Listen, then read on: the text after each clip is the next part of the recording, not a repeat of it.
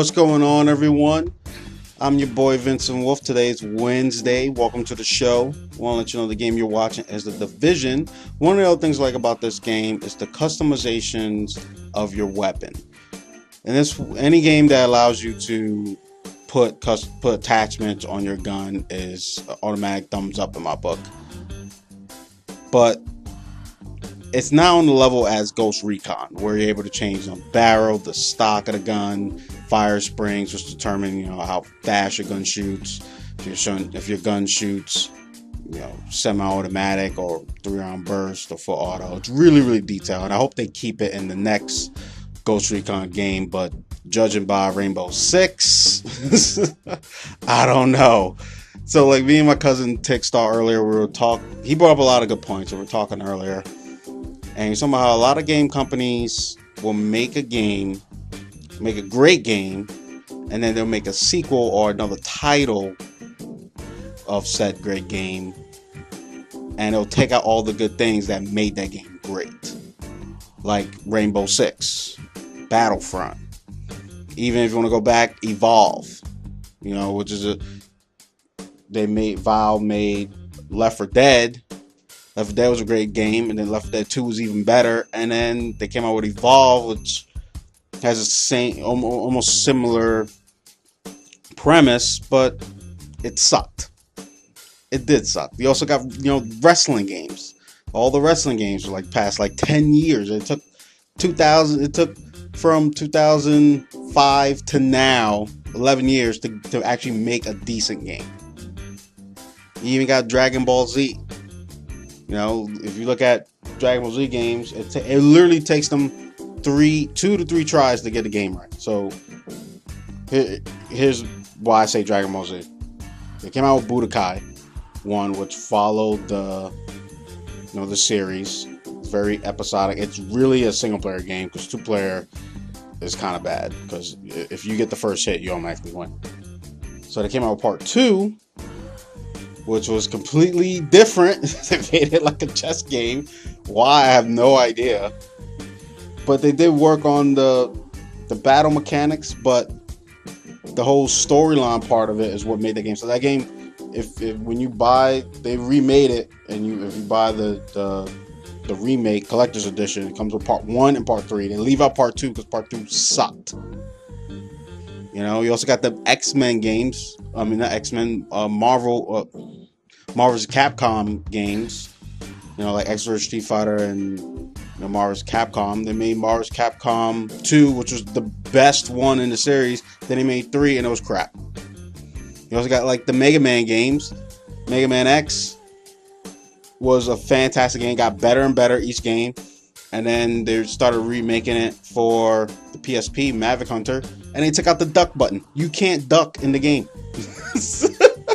Seriously, a normal feature that should be in the game, they just take it out. Like in Ghost Recon, they might get rid of the cover system. We're able to, cover against the wall from enemy fire. They're thinking about taking it out.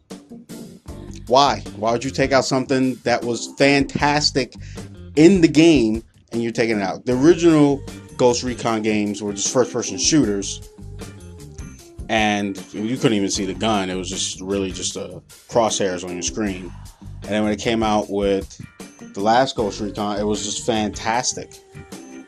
It was very team-based, co-op play. You're able to go cover to cover, all the customizations. Fantastic game. And now they're making a new one, and they think about taking out all the features that made that game great. And I just don't get it. I really don't. I don't get it. I don't understand why they continue to do stuff like this. Even when Street Fighter 5, everybody plays Street Fighter. Everybody who has played Street Fighter has played the arcade mode, because they want to see the ending. Especially me. I want to see the ending. I want to see how it ties in to everything. And then they take it out. They're like, oh, it's going to be DLC. Rainbow Six doesn't even have single player mode, which is built on single player mode. Rainbow Six is built on single player action, single player and co-op story mode campaign. They took it out of the game. I don't get it. You know what I mean? So I'm sorry for rambling on. Let's get on to some updates. But first, I want to hit you guys with some front page news. Here are some of the headlines I'm following on front page of the NewYorkTimes.com. How Melania Trump's speech veered off course and caused an uproar. 2 veteran Republican speechwriters have created a draft last month, but inside Trump Tower, it turned out that Mrs. Trump began tearing it apart. Now, here's my thing with that whole shit. I talked about it yesterday, but here's my whole thing with it. I feel like if Michelle Obama, when she did her speech in 2008, if she plagiarized another person's speech, it will be all over me. Everyone will be angry and upset, and the people in the cabinet will be upset. But for some reason, all the Republicans is with Trump saying, no, she wrote it. No, you didn't write it. You don't talk like that at all. At all. Like even if she used some of the words, let's just say she used some of the words. My word is my bond. Your word is your bond. That's a hip hop thing. So I don't see her listening to any hip hop. All right, moving on. Roger Ailes is negotiating his departure as chairman from Fox News. The company has been investigating accusations of the sexual harassment lawsuit filed against him. Now, I've been reading about this, and if you look at him and then look at, the woman that he sexually harassed, and then I was watching The Daily Show with Trevor Noah, and he did a clip where he showed a whole bunch of footage of Fox News, and there's nothing but sexual harassment and putting down women on that channel. Like, that's all you see. It's really bad. So I wouldn't run it past him if he actually really, and I believe he did do it, but I wouldn't run it past him that he's doing all this. First, he said he was going to countersue, and a couple days later, he was like, "Yeah, I think I'm gonna step down," because he knew, he did it. Like, why are you faking the funk? You did it. Roger Ailes, a TV titan, is at the peak of his power and hits the end of his path because he sexually harassed his girl and fired her, saying that the reason why he fired the news anchor Gretchen Carson, and he said the reason why he fired her is because her numbers were down. But when you look at the numbers, she was always leading in all news media. So he fired her, and then she said that the reason why she was fired is because she kept telling him no of sexual advancements. They even have him on record saying that we should have had a affair a long time ago. Like, come on, man. It's bad. It's really bad. I don't condone that. I'm not about that. I try to do right by everybody. But come on, man. Really? Especially if you're in a high position, you can't do that stuff. You can't. And then you were once the most respected person, in the news business, and now you're staying your name. Same thing happened with Bill Cosby. That's another story. Lastly, it's not a part of the New York Times front page, but it is worth mentioning. So I was on Facebook, and I was going through some videos. Now you click a video on Facebook, and then you scroll down, and it'll be another video. So I kept scrolling down. I got up to like the 5th or 6th one, and it was someone recording the TV. There was this woman at the GOP convention who had a sign that said "No racism, no hate." I think she did it on a sheet or something, and security was trying to get her out of the convention. Now, from the video, what I saw was she was just standing there putting up her sign, and it did not want her sign there. Even this old couple that was there, the woman tried to rip the sign, yank it out of her hands. And I can't figure out why. Maybe because her mouth was moving, she was probably talking something, but she's not doing it. She's not hurting nobody, and just having the right of freedom of speech. That's all I'm saying. That's all I got to say. You have the right to freedom of speech. Why can't she go and do what she got to do? She's not hurting nobody. She can say whatever she wants to say and hold up whatever sign she wants to hold up. And talking about spreading love, and you want to tear that down. I just wanted to leave you with that. That's the end of the front page news on NewYorkTimes.com. Let's get into some music updates. In the world of music news, the Beatles have a new album coming out called The Hollywood Bowl. The album will have unreleased music from their performances at the Hollywood Bowl in 1964 and 1965. This will also coincide with the documentary film by Ron Howard called 8 Days a Week, The Touring Years, set to drop this fall. So if you're a fan of the Beatles, you should appreciate this. I was raised Motown, so I was raised on Jackson's and James Brown and stuff like that. I didn't really listen to the Beatles until I was an adult. I heard of them, but I just didn't. Their music wasn't for me, So, but I give respect's due. They've done a lot in the music world, and I respect that. Shout outs to them, whoever's left. Also, music news: Queen is salty at Donald Trump. So, at the GOP convention, Trump used their 1977 hit "We Are the Champions." I think he's getting a little ahead of ourselves. The group released a statement saying they do not want their music to be used in any politics. Even more so, they don't want even Trump to use it. Plus, they asked Trump and his campaign team not to use their music, but Trump is going to do whatever the hell he wants to do. So he's just going to use it. Trump is also known for using other artists' music without permission, like REM, Aerosmith, Neil Young, and even Everlast. He's just, I don't know. That dude is something else. Lastly, in music news, hip-hop star Justin Bieber brings out Jaden Smith. Yes, I said hip-hop star Justin Bieber. Until someone tells me he's not a hip-hop star and my streaming app on my phone tells me he's a hip-hop star, I'm going to say he's a hip-hop star. So, Justin Bieber brought out his friend Jaden Smith at his concert at Madison Square Garden. They were friends for many years.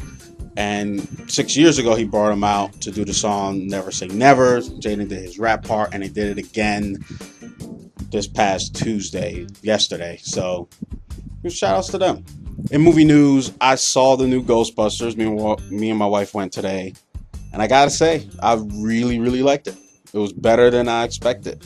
Really, really funny. Great special effects. Tons of cameos. This remake does not have the same characters as the original movies in female form. They're all brand new characters. And the plot line is, to me, it felt like it was a combination of both of the classic 80s movies of the original Ghostbusters. The movie's about a guy who wants to get revenge on all the misfortune in his life by destroying the veil between the human world and the afterlife. But none of these four badass chicks got anything to say about it. In this movie, everything about it's hot. I'm not even gonna lie. Everything about it's hot. I love the outfits. I love the action in it. How they get to the origin of it, like how they become where they are. They give a little backstory on it. It's really, really great. And the gadgets that they have in this movie make the movie go way over the top. It wasn't like the original where it was just the blaster and they had the little trap thing. They added so much more stuff to it. I literally felt like I felt like they took all the stuff from the cartoons and the video games and put it in this movie, and that's awesome. So if you get a chance to see it, go see it in the movie. It really is a popcorn movie. Go check it out. Let me know what you think in the comments, and if you have seen it, let me know what you think in the comments. I think it's a fantastic movie. I give it 2 thumbs up all the way. And if this movie is not #1 movie this weekend, there's a problem with America, and I'm blaming it on Trump. Also, in movie news, the Divergent series is going to be coming straight to DVD. It's not coming out in movie theaters anymore.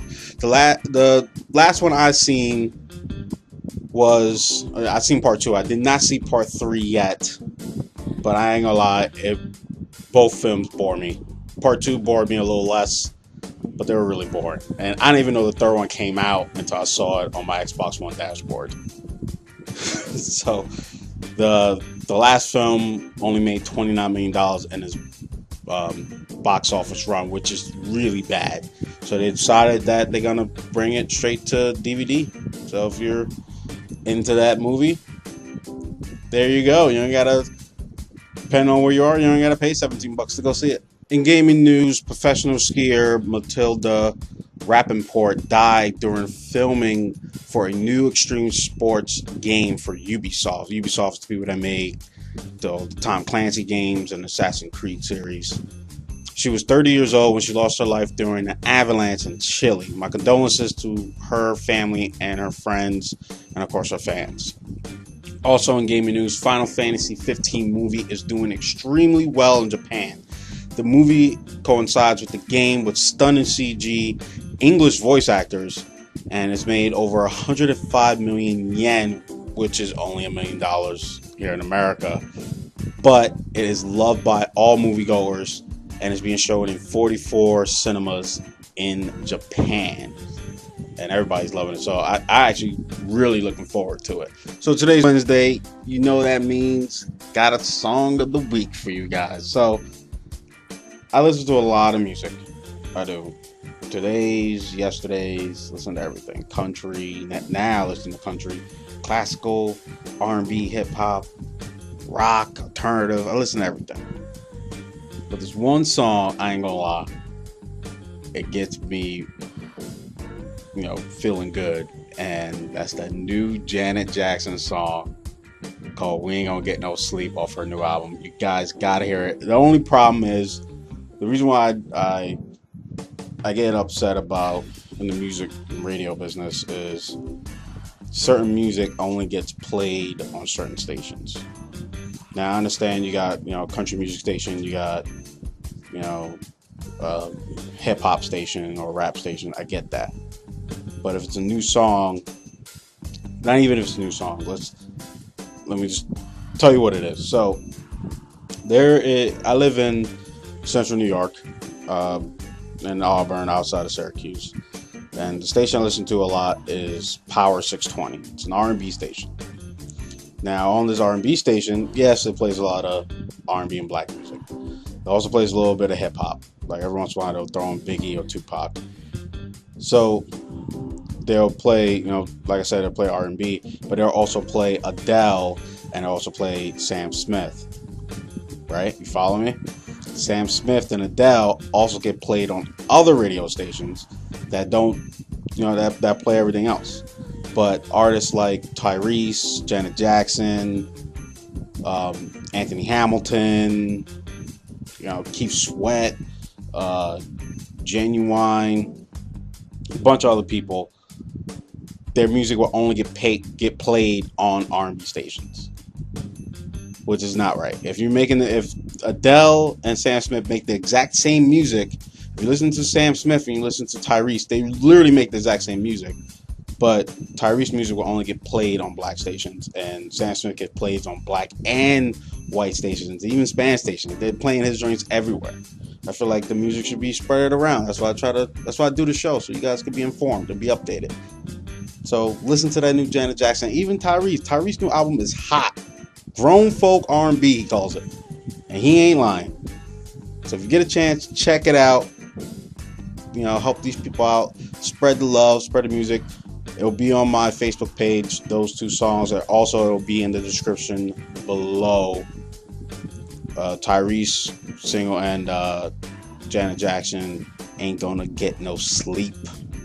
All right?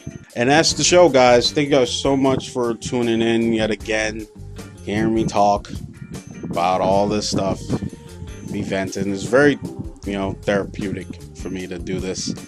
So I appreciate it. Appreciate all you guys who tune in every time I upload. I appreciate it.